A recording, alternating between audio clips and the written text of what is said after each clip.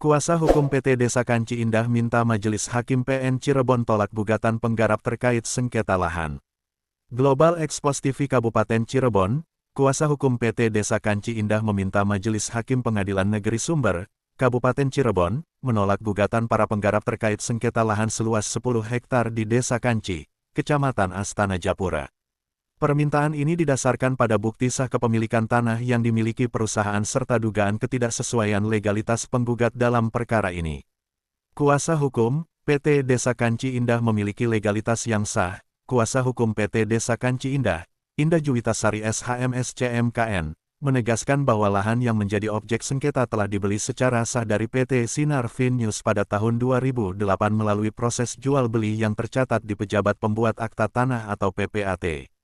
Tanah ini kami beli dari PT Sinar Venus tahun 2008 dengan akta jual beli yang sah di PPAT. Hak kepemilikan dialihkan kepada PT Desa Kanci Indah karena luas lahan tidak memungkinkan untuk dimiliki secara perorangan, ujar Indah pada Kamis tanggal 6 Maret tahun 2025. Menurutnya, sejak pembelian tersebut, PT Desa Kanci Indah telah mengizinkan masyarakat sekitar untuk menggarap lahan tanpa menarik biaya sewa, dengan kesepakatan bahwa lahan tersebut harus dikembalikan ketika dibutuhkan oleh perusahaan. Pada tahun 2023, PT Desa Kanci Indah sempat dilaporkan ke Polresta Cirebon dengan tuduhan pemalsuan sertifikat. Namun, setelah dilakukan penyelidikan, laporan tersebut tidak terbukti dan penyelidikan dihentikan. BPN atau Badan Pertanahan Nasional sudah menegaskan bahwa sertifikat kami asli dan sah.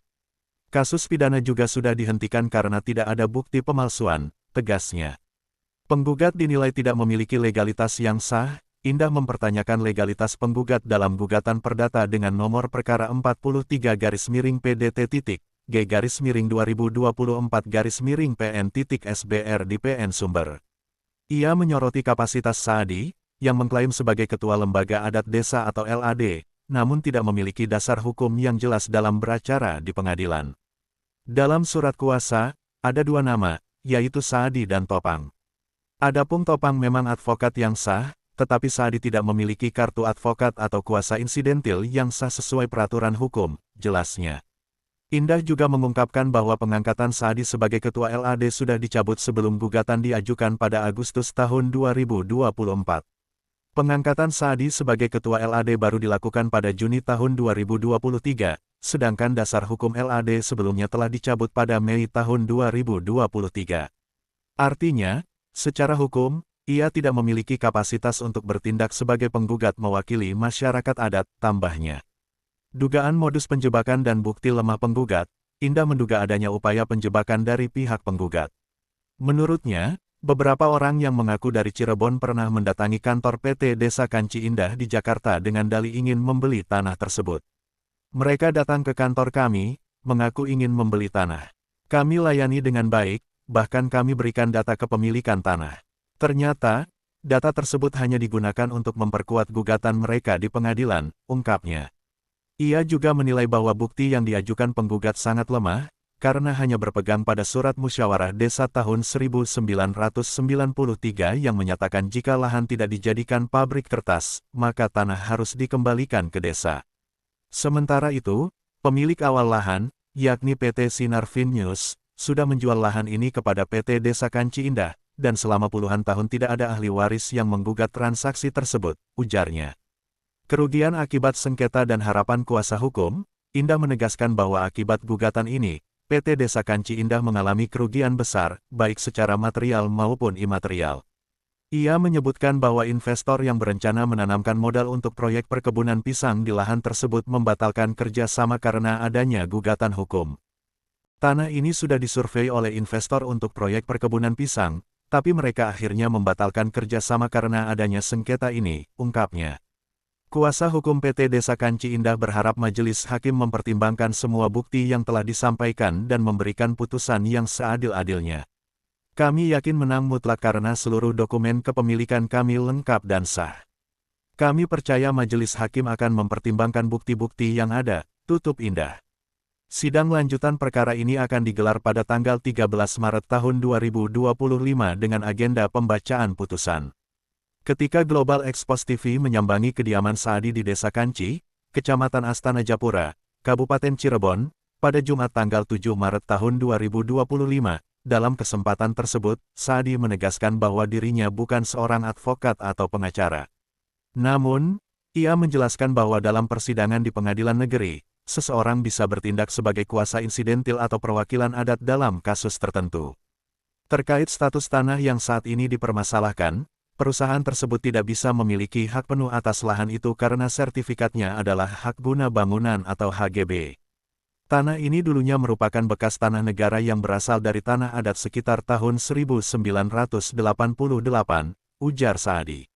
Lebih lanjut, ia mengungkapkan keheranannya karena pada tahun 2024, tanah tersebut tiba-tiba digusur dan ditanami pisang tanpa seizin pemerintah desa maupun tokoh adat setempat.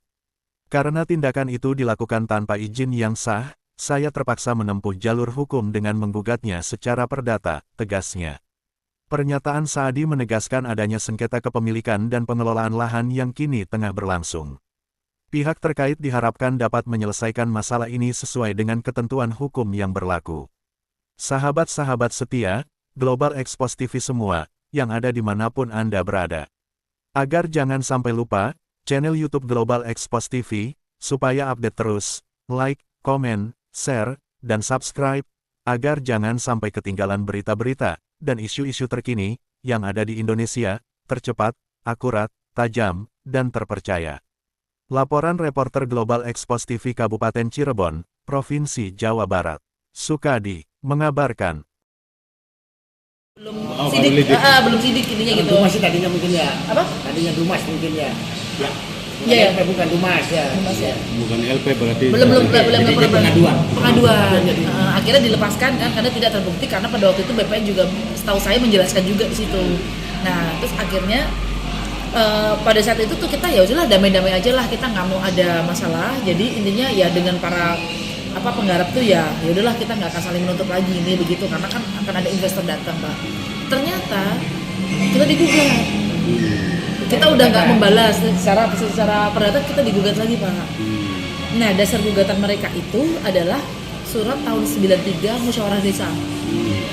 Yang menyatakan bahwa tanah yang dulu zaman PT Fili itu tidak dibangun pabrik kertas, tidak jadi dibangun pabrik kertas, maka kembali menjadi tanah adat lagi, tanah desa mereka, milik mereka lagi, begitu ini. Ya, seperti itu ya. Menurut versi dia. Versi dia dengan surat sporadik mereka yang mereka buat sendiri lah, ibaratnya begitu. Nah, yang jadi persoalan itu dulu tuh kita pernah didatangi orang dari Cirebon yang mengaku sebagai ingin membeli tanah kita. Ingin membeli tanah kita sampai datang ke Jakarta. Ternyata mereka hanya meminta data untuk sebagai gugatan. Jadi hanya bohongin kita, hanya pengen dapat warkahnya kita aja. Nah, itu jadi bukti di pengadilan.